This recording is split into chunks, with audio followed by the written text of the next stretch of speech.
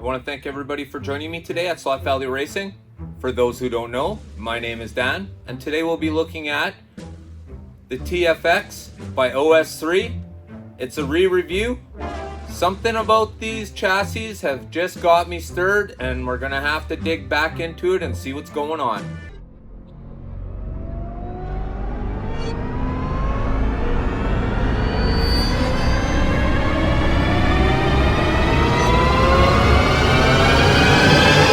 This is Slot Valley!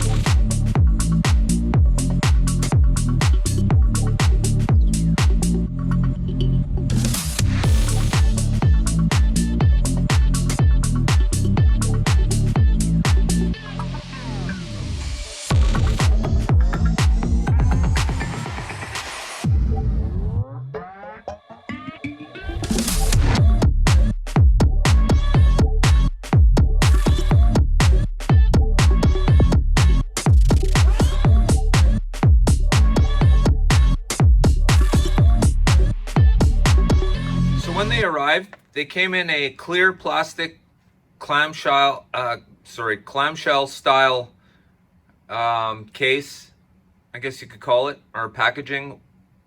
The guide pin does not come installed, and on the cardboard insert that comes with the packaging, it does talk about how to install the guide pin.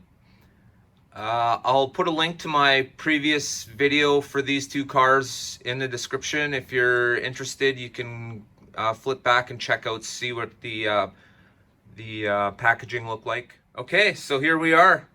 Let's talk a little bit about the TFX here by OS3. It is a Typhoon motor.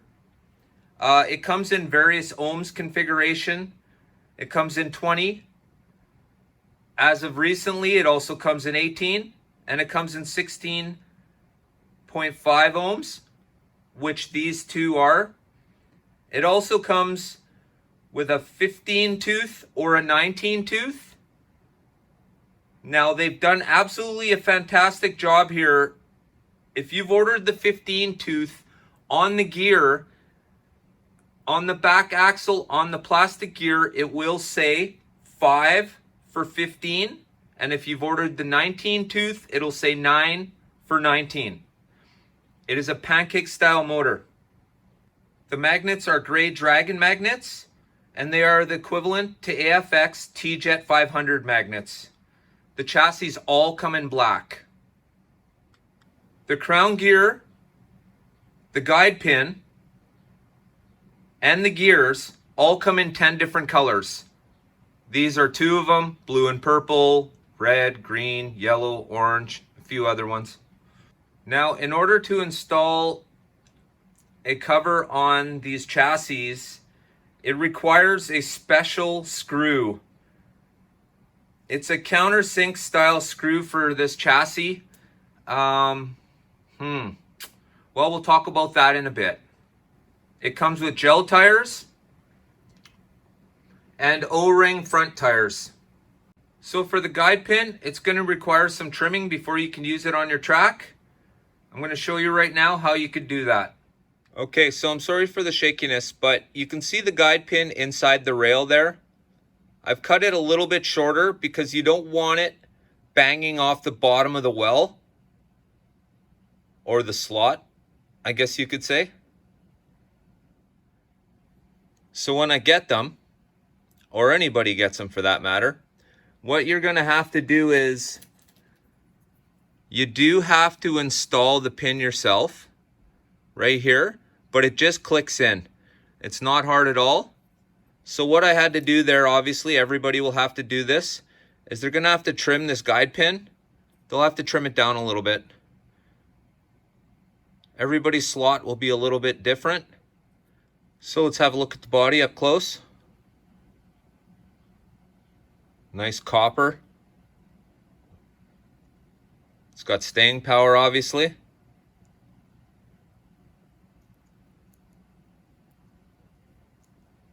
Everything feels firm. Some silicone tires.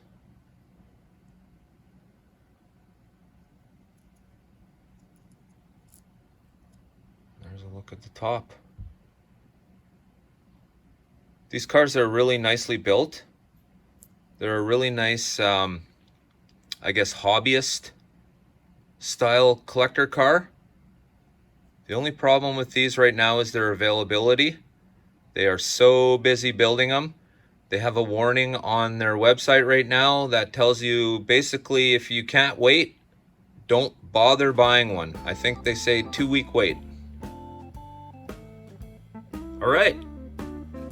Now we're going to talk a little bit about the shoes and getting them lined up for your racetrack.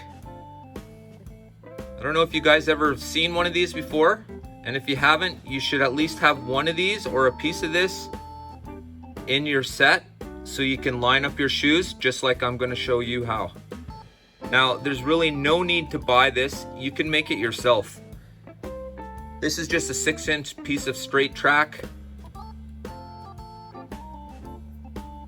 And I've just cut a section out, a window, so that you can see when your car is lined up properly on the track. Let me show you how it works. I know most of you will probably already have these, but for those of you who don't, this is probably one of the best tools you can have in your toolbox. And there you have it. Okay, we'll get closer and have a look and see if the shoes are lining up.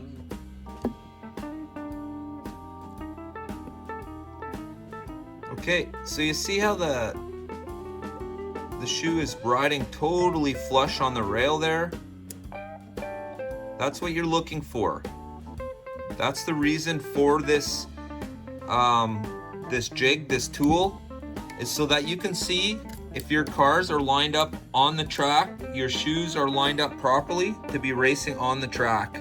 There you go, you can see this one's almost sitting perfectly flush.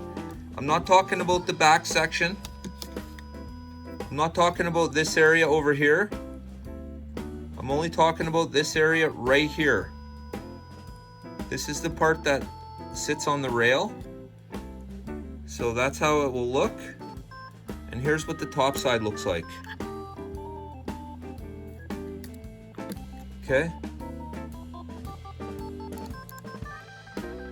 And this will help you get the best performance out of your cars, because the more of your shoe that's touching the rail at one time, the better connection you're gonna have. And we all as HO hobbyists know that the more power you can get to the car, the faster it'll go. Well, to a certain point, I'm guessing. Okay, so these cars have already been oiled, and I don't really want to do it again because I'm not really into drowning my cars and soaking my race set in oil. But I'll go over quickly where they should be oiled. First off, what you would do is you'd take the strap off, okay? And then you remove this gear, the center one, and you take it off. And then what you're going to do is you're going to drop a dab of oil underneath this back gear here, and you're going to drop of oil underneath behind the front gear. Once you take this center gear off here, there'll be a pin underneath, and all this can be seen in my previous video. Once again, there will be a link if you'd like to check that out. Once the gear and the strap are off, behind there is a little pin that the gear is actually sitting on. You just want to put 1 drop of oil on it. Then, of course, put the gear back on, put the strap back on. Okay? Tricky part. This is where a little goes an awful long way, and too much will definitely destroy your race car. So you want to put 1 drop right there. 1 little drop. spin the back tires a few times, clean it off with a Q-tip, and do it again. And then clean it off. And that's the only place you'll be oiling on the underside of the car, unless you like to do the axle where it touches a plastic there and there. And you could do the same with the front. You can put some oil right there and right there. So what you'll have at that point is a fully functional, oiled TFX car.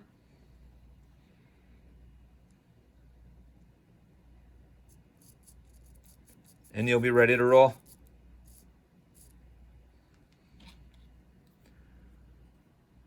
Everything just looks so nicely put together. Look at the commentators. They don't look like they've been shoved in there or under any stress. Everything's straight. Absolutely fantastic.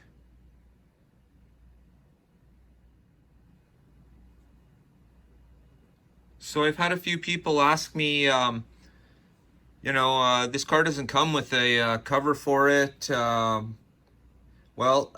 T-Jets do fit these chassis. It's actually right on. The only problem is I had to buy my own shell, which I really didn't really want to, but here it is. And when I ordered this car, they neglected to tell me that I required a special screw in order to attach it to the shell of my choice. And this is not a screw that's easy to come by.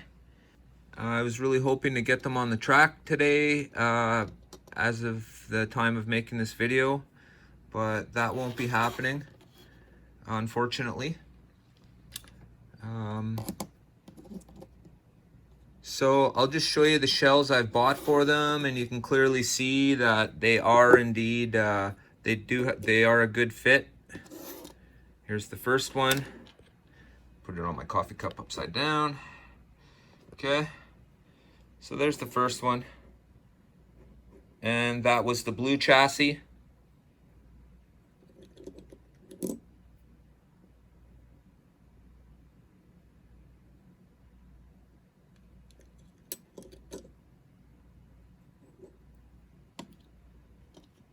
And here's the one I got for the purple chassis.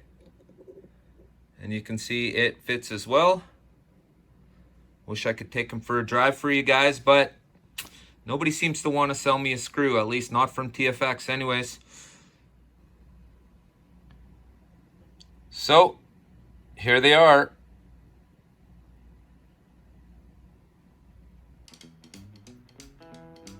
I'd like to take a moment to thank all my subscribers. I'd also like to thank everybody else who's joined in and watched today. If this video hasn't been educational, I hope it's at least been entertaining. The TFX by OS3 indeed is a very, very nice hobby car. Having a whole fleet of these in your case, it's going to be pretty hard unless you're buying mass quantities of parts and building them yourself.